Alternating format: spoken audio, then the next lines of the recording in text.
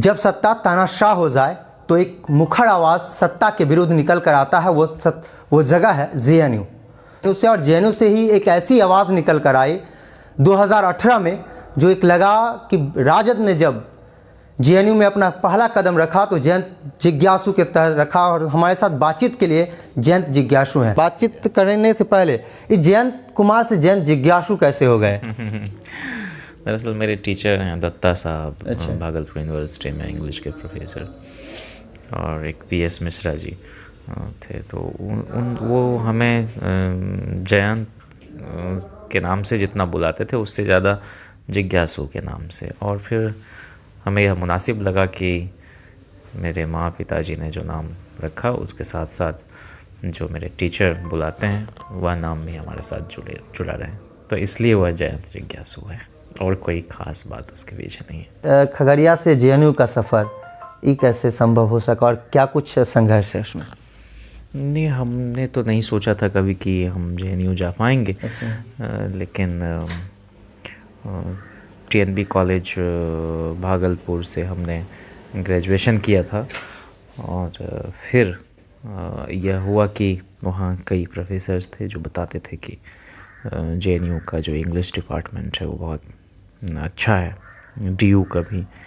तो हमने वहाँ एंट्रेंस दिया, और उसके पहले बीएचयू का दिया था, वहाँ हुआ। लेकिन हमारे यहाँ सेशन बहुत लेट चलता है।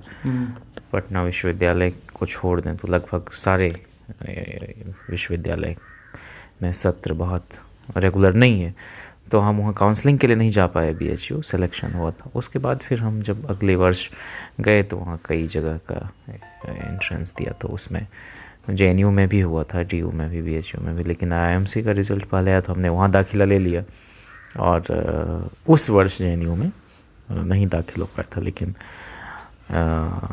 1 साल बाद दोबारा फिर दिया, और तब जाकर वहाँ लिया। तो जेएनयू का बहुत सारे लोग, बिहार के लोग तो जेएनयू जाते ही रहे हैं, और कोई नई बात नहीं है।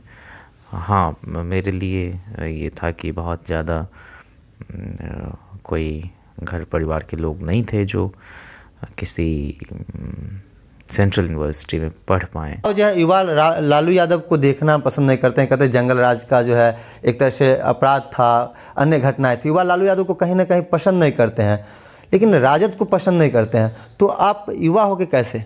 नहीं, ऐसा तो बिल्कुल नहीं है। और मैं ही नहीं, मेरे जैसे लाखों नौजवान जो हैं इस सूबे में, इस देश में, वो लालू प्रसाद जी को चाहने वाले लोग हैं, उनके मुरीद हैं, और उनके कई ऐसे ऐतिहासिक काम हैं जिनकी वो खुलकर प्रशंसा करते हैं।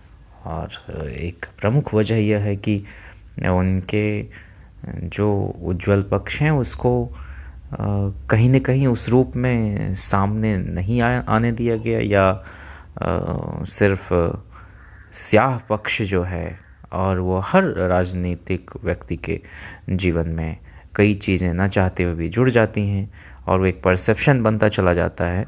तो उसको बहुत ज़्यादा उभार कर लोगों के बीच अखबारात के ज़रिए या न्यूज़ चैनल्स के ज़रिए परोसा गया। उसमें कोई बहुत सच्चाई नहीं थी। इसलिए युवाओं के मानस में यह बात धीरे धीरे बैठाने की कोशिश की गई कि जैसे लालू जी ने कोई बड़ा जुल्म कर दिया हो, जबकि जो जुल्म हो रहा था उसी का प्रतिकार करने के लिए आम जनता को वो तैयार कर रहे थे।